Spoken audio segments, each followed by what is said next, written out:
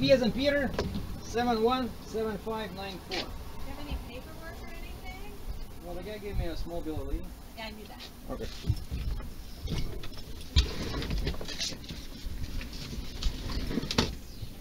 Yeah, 'cause it says where it's going to, right? Yeah, it goes to Okay. Edmonton. Rebuilt or rebuilt or whatever.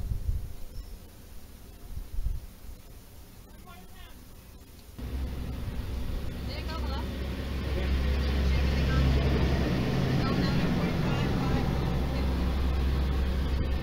Well, that's my 30 tons, right? That's what I roughly have, right? Yeah. That's my load. 30,120 kgs. And that was my empty, 15,430 kg, right? Okay.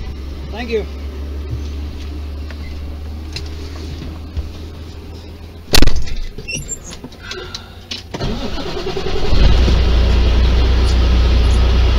Yeah, and the screen on the right.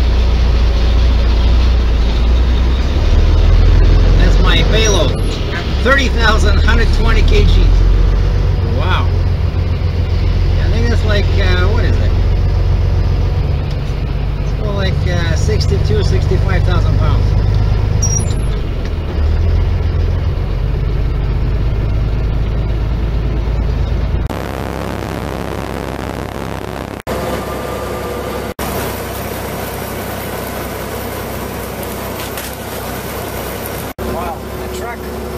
Works real hard, and I have to admit this is the heaviest load I ever hold. I never hold something, you know, this heavy.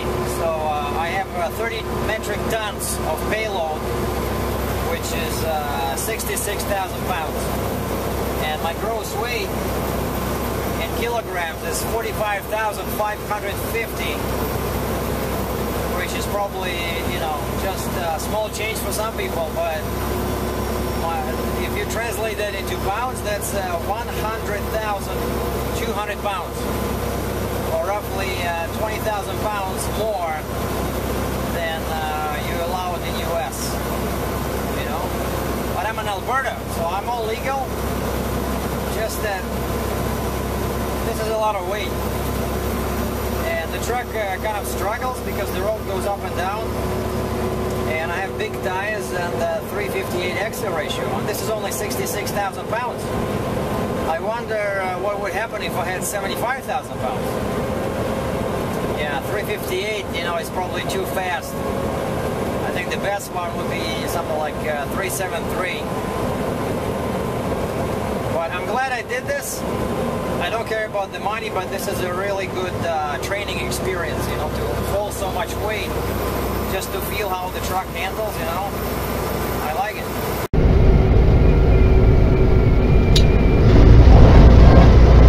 Oh, that's what I call an oversize. There's another massive oversized load.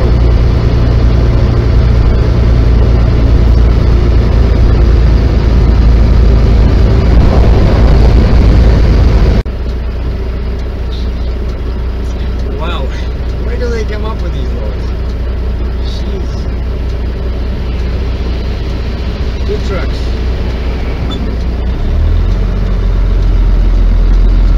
Both Kenworth C550, I think. It's damn oversized. It's like all day today. I forgot, this is like time 3 or 4 that I'm stopping to let these guys go. But what do you do?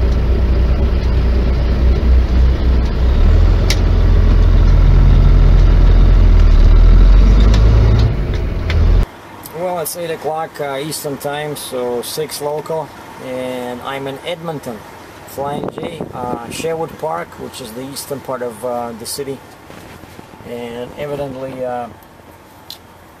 my recycling yard where I'm going on Monday is somewhere here, and today's only Saturday. But this was, you know, it's only like 420 kilometers, but it was pretty as what was that phrase the guy said then? Back to the Future. Heavy, doc. And remember, the doc said, "Is there something wrong with the gravity in your time?" And he says, "What do you mean?" "Well, it's all whenever you say something, it's always heavy. So this trip was heavy. I mean, well, literally and figuratively, because I'm telling you, like, it's 66,000 pounds. I don't know how I was going a whole 70 or 75,000 pounds. Jesus, like, the truck is just dying, you know. And it took me a while, but I figured out, yeah, I cannot drive 100 kilometers an hour. Because my RPM was 1330, you know, and that RPM, and there's lots of hills over there on 63, 55 over there, and the truck was just, you know, bogging down. So I had to keep the RPM at least 1370, 1380, or better yet 1400. But on my analog gauge, it showed about 50 RPM less. So if I'm at 1400 on my digital tachometer from Gearmaster, over here it shows the regular track factory gauge shows 1350. But I know that's not right. And I burned a ton of fuel. I fueled up one tank this morning, right? And so it was like 300 liters or something, right? So I think most of it is gone now, because it was the truck worked real bad, and I don't know. So I think I don't know how guys drive, you know, like 70-75 miles per hour. Like, how do you choose that axle ratio? Because if you put in like, I have 358, right? It's not exactly fast. A lot of guys in US, like southern states, they have 336 or even you know, faster, like probably 320 or something. You know, because then of course you have to drive like a maniac, otherwise your RPM will be too low. But you know, I'm driving 100 kilometers an hour, 62 miles per hour, I'm already happy. But even with 358, the RPM is already 1330. Like, of course that's great for fuel economy, but when you have a, you know, load like this, even 66,000 pounds, when I was 100,000, I am right now 100,200 pounds, right? Oh, by the way, since I scaled this morning, right, so now I know my empty weight with one tank was 15,430 kgs. Okay, which is stand by, 15430 times 2.2. 33,946, so basically 33,950. Yeah, this is much heavier, because with both tanks full, with my old trailer with the tandem axle, I was at 13,000 something, like 500. Yeah, this is much heavier, so probably add another, let's say 700 pounds if I have both tanks full, and that'll be 34,000, roughly 500 pounds. So minus 80. So that means that in US, with both tanks full with this trailer, a regular load, I can do 45,000. See, that what happens when you have an extra axle. And that's why guys were asking me, oh, the 3-axle trailer is probably the best, right, for like overall work. No, it's not, because if you do runs only in US, you see, that's what happens. Like, because the trailer with 3 axles becomes much heavier, and plus 3-axle trailers, since you know you want to haul heavy loads, so the trailer itself is like more durable, like steadier, you know, sturdy. You know, steel, like in my case I have steel cross members, right? So the trailer itself, even if it had 2 axles, it would be heavier than my flatbed. And this is what happens. So you cannot haul, let's say, lumber and get a permit and put 75,000 pounds on the deck, because you can do that only if you have a non-divisible load, you know, like say one piece. And let's say it weighs 70,000 or 75,000. Okay, then there you can get a permit, because you cannot make this load smaller. But something like, see, like over there, the guy has, you know, those pieces of lumber dressed in plastic. You know, you cannot just, in the States, you cannot just load up maximum. Your trailer is designed for, because they will say, hey, take off a couple of bundles and then you'll be legal, you know. So basically, yeah, with a 3-axle trailer, you lose weight. So let's say if I go to the shipper in the States, something like this, lumber, with this trailer, and then another guy shows up with my tandem 53 flat.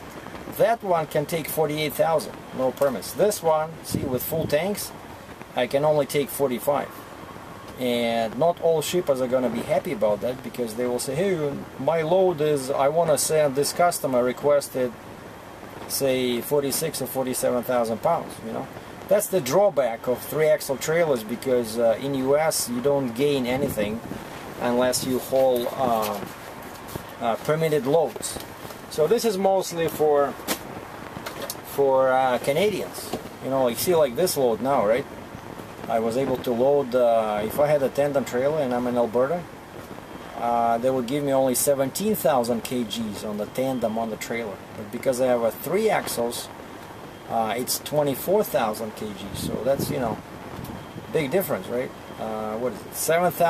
7 metric tons, or roughly 15,000 pounds with this trailer I can hold. So again, it's more for guys that you know, like me, from Canada, because sometimes you can haul extra weight, you can put an extra, you know, piece on it. So because once you're in Canada, you get more allowance. But yeah, I don't know how I'm gonna haul 70,000 or 75,000 pounds. I don't know. I either need a new truck, or I need a new transmission, maybe 18 speed, because then I can split gears, like 1, 2, 3, 4 for fast acceleration. But something is wrong. Like, the truck is like a tank, you know. It pulls great once you reach those RPM, but I mean, I'm telling you, after stop, there was a whole bunch of intersections there. When you go from one 2-lane highway to another, there's a stop sign, and especially if there's a hill, Jesus, it took me like, I don't know, 2 kilometers to, you know, get back to my cruising speed. And I had to push the, you know, accelerator in the floor. So the verdict is that 358 axle ratio with 11 R22.5 tires and 13-speed transmission is not too good for heavy loads. You know? So you need either 373, like slower axle ratio, or you need smaller tires, or you need 18-speed tranny, or you need a truck with more power. You know, like all these new trucks, they develop torque at a lower RPM, and that's what I need, because my truck, even though I have like 2,000 pounds of torque, but the engine develops that at 1,200 RPM, right? So all these newer engines like Detroit or Cummins, you get all that torque at 1,100 RPM.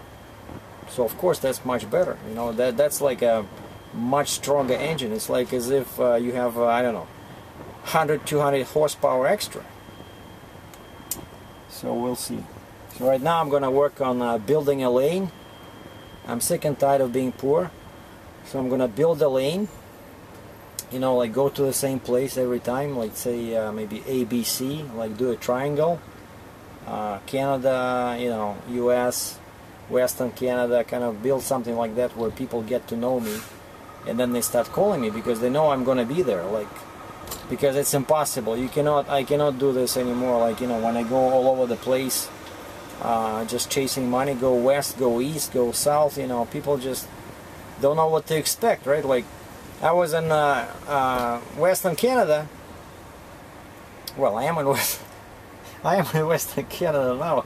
It's like, you see, in my mind, I'm trying to get away, because this is like a foreign country to me. Like, you know, no disrespect. It's like I like how, you know, the rules here are much better for truckers. Like you get much more weight on your axles, right? But it's like a total different planet, you know. Like it's so different from Ontario on Eastern Canada. So I always, as soon as I go here chasing money, I always in a rush to get back. But oh yeah, so I was in over there in Fort McMurray, which again, from here, from Edmonton, it seems like again another, and like a moon, you know, even though it's only 4 hours north, but on those 2-lane highways. But this lady calls me and she says, oh, I see you haul loads to Canada. I said, okay, well, I'm from Canada. Of course I haul loads to Canada. Oh, I got a load in, and I'm in Fort McMurray, right? She calls me and she says, I got a good load in Houston, Texas. That's how these agents operate, you know, like they just shoot in the white, you know, like hoping that they'll hit someone. So what do you mean? Like, I'm in Fort McMurray, you know, like 10,000 miles away from you. What's the point of this call, you know? Well, I was thinking if you go to Canada, maybe, you know, when you end up in Texas someday, just, you know, you write down my number. It's I got loads from Texas going back to Alberta. Well, okay, I said, but I'm from Ontario, right? Well, that's what I'm saying, that people don't know what to expect. You know, when you travel all over the place, they have no idea where SERGEI DRATCHEV is going to turn up next, you know. Well, I don't know it myself right now, for example. I'm going to Portland, Oregon, and I missed that load to Newfoundland. Jesus, paid so much money, but they couldn't wait for me. I said, give me 2 days and I'll be there in Nevada, pick up this load. No, the guy didn't want to pay for a second day of, you know, crane appointment, because that's twice the money. They were loading all the trucks on the same day, and I missed it. But I would go to Newfoundland, you know. Newfoundland now, by the way, is #1, I don't know if I mentioned this or not, #1 growing province in Canada. It beats Alberta, beats Saskatchewan, beats everybody, because over there it's an island, you have to take the ferry, but there's so many, you know, like minerals and oil and gas, and they're building it like crazy. They're putting factories in there, so people have to bring something, you know, back.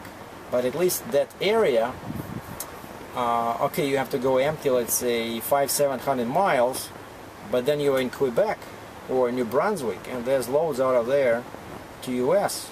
Some not very good, but better than from Alberta, you know. And loads to Newfoundland pay pretty much the same as to Alberta, but on the way back you get, you know, slightly more opportunities, because, and this is Eastern Canada, right? Kind of, you know, my home. Anyway, so time to regroup, take a shower, get something to eat, and now I have time off again. Saturday, Sunday, because this recycling yard opens only Monday. Now I have to keep an eye on this scrap metal, you know, because someone might steal a couple of pieces. You know, it's a valuable commodity. So it's a good thing that it's covered in this red netting.